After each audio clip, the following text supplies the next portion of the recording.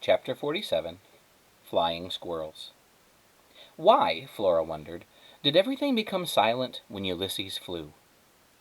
It had been the same in the giant donut, at least until everyone started screaming. It was as if some small peace descended. The world became dreamy, beautiful, slow. Flora looked around her. She smiled. The sun was shining into the kitchen, illuminating everything. Ulysses' whiskers, the typewriter keys, her father's upturned and smiling face, and her mother's astonished and disbelieving one. Even William Spiver was illuminated, his white hair glowing like a wild halo. "What is it?" said William Spiver. "What's going on?" Flora's father laughed. "Do you see, Phyllis? Do you? Anything can happen." Ulysses floated above them. He zoomed down to the ground and then went shooting back up to the ceiling. He looked behind him and performed a lazy mid-air backflip. "For the love of Pete," said Flora's mother in a strange and wooden voice. "Someone tell me something," said William Spiver. Ulysses dived down again. He flew past William Spiver's right ear. "Ack!" said William Spiver. "What was that?" "The squirrel," said Flora's mother in her strange new voice. "He is flying." She stood up suddenly. "Right," she said. "Okay, I have to go upstairs and take a nap." Which was an odd thing for her to say because Flora's mother was not in any way a napper. In fact, she was an anti-napper. She didn't believe in naps at all. She often said that they were a big fat waste of time. "Yes, a little nap. That is what I need." Flora's mother walked out of the kitchen and closed the door behind her. Ulysses landed on the table next to the typewriter. "It's not that shocking," said William Spiver. "There are flying squirrels, you know. They exist. In fact, there are some theories that posit that all squirrels are descended from the flying squirrel. In any case, flying squirrels themselves are a documented fact." Ulysses looked at William Spiver and then over at Flora. He reached out a paw and hit a key on the typewriter. The single clack echoed through the kitchen. "How about flying squirrels who type?" said Flora. "Not as well documented," admitted William Spiver. Ulysses hit another key, and then another. "Holy bagumba," said Flora's father. "He flies, he vanquishes cats, and he types?" "He's a superhero," said Flora. "It's amazing," said her father. "It's wonderful. But I think I better go have a quick word with your mother about the whole, situation." Chapter 48, Banished. Clack, clack, clack. Flora stood silently. William Spiver stood silently. The squirrel typed. "Flora Bell," said William Spiver. "Uh-huh," said Flora. "I wanted to make sure you were still here." "Where else would I be?" "Well, I don't know. You did say that you were moving out." "My mother wants me to leave," said Flora. "I don't know if that's exactly what she meant," said William Spiver. "I think she was surprised, and perhaps her feelings were hurt. She certainly didn't express herself very well. Shocking, really, that a romance novelist could be so inept at the language of the heart." Clack, clack, clack. Ulysses had a look of deep and supreme satisfaction on his face. "She said it would be easier without me," said Flora. "Yes, well," said William Spiver, and he pushed his glasses back up on his nose. He pulled out a chair and sat down again at the kitchen table, and he sighed a deep sigh. "My lips are numb," said Flora. "I know that feeling," said William Spiver. "Having suffered through several traumatic episodes myself, I'm very familiar with the bodily manifestations of grief."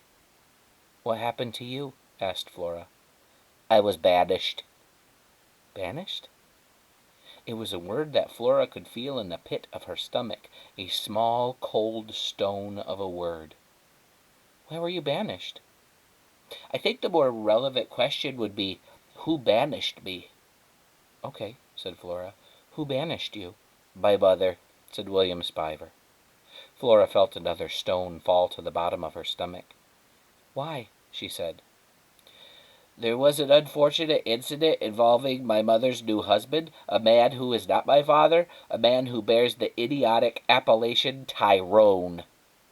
"Where's your father?" said Flora. "He died." "Oh." One more stone sank to the bottom of Flora's stomach. My real father, was a man of great humanity and intelligence," said William Spiver. "Also, he had delicate feet. Very, very tiny feet. I, too, am small of foot." Flora looked at William Spiver's feet. They did seem extremely small. "Not that that is particularly relevant information. In any case, my father was a man who could play the piano wonderfully well. He had an in-depth knowledge of astronomy. He liked to consider the stars. His name was William. But he's dead. And now my mother is married to a man named Tyrone, who does not have delicate feet, and who is supremely unaware that there are stars in the sky. The mysteries of the universe mean nothing to him. He sold my father's piano. He's a man who refuses to call me William. Instead, this man refers to me as Billy. My name, as you know, is not now, nor has it ever been, nor will it ever be, Billy. I took issue with being so addressed. I repeatedly took issue, and after repeatedly taking issue and repeatedly being ignored, one thing led to another, and some irrevocable acts occurred, and thus I was banished." "What thing led to another thing?" said Flora. "What irrevocable acts occurred?" "It's complicated," said William Spiver. "I don't want to talk about it right now, but as long as we are asking each other questions of an emotionally fraught nature, why did you say that your mother wanted a lamp for a daughter?" "It's complicated," said Flora. "I'm certain that it is, and I empathize." There was another long silence, punctuated by the clacking of typewriter keys. "The squirrel is working on another poem, I suppose?" said William Spiver. "I guess," said Flora. "It sounds like a long one. Epic in nature. What in the world would a squirrel have to write about at such length?" "A lot happened today," said Flora.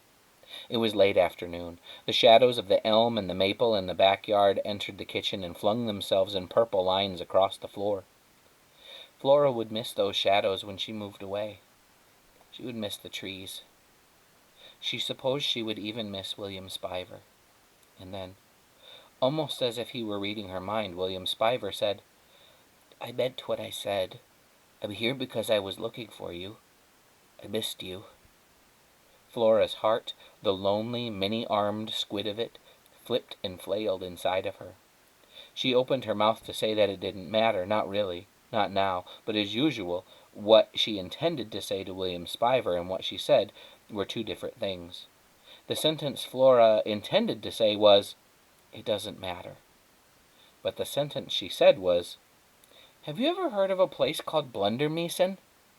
"Pardon me?" said William Spiver, and he held up his right hand. "I don't mean to alarm you, but do you smell smoke?" Flora sniffed.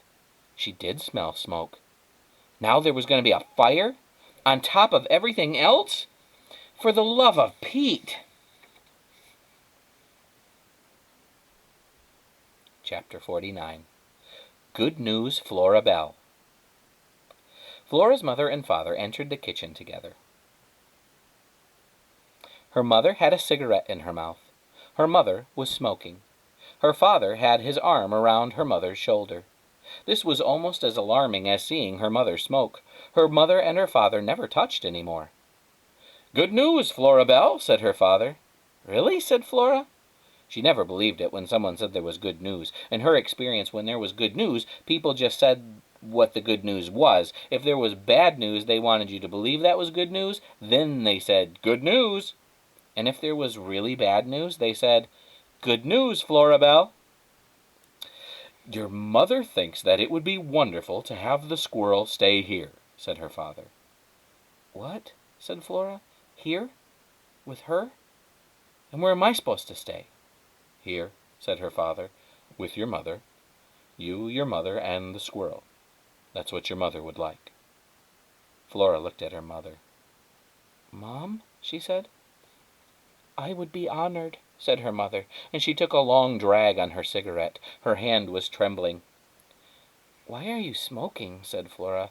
I thought you stopped smoking." "It seemed like the wrong time to stop," said her mother, and she squinted. "I am under a lot of pressure right now. Speaking of which, I see that the squirrel is typing on my typewriter, where I write." "He writes poetry," said William Spiver, "not fiction." "Let's just have a look-see," said Flora's mother, and she walked over to the typewriter and looked down at Ulysses and at the words on the page. "Let's see what kind of poetry a squirrel types." Her voice sounded funny still, tinny and far away, as if she were speaking from the bottom of a dark well. Actually, what she sounded like was a robot, someone pretending to be human and doing a lousy job of it. Flora felt a little flicker of fear. "Let me just light another cigarette here," said her mother in her robot voice. She lit a new cigarette from the tip of the old one, which was, of course, chain-smoking and dangerous behavior at the best of times, and this obviously was not the best of times. Her mother inhaled deeply on the cigarette. She exhaled. She said, "Shall I read the squirrel poetry aloud?"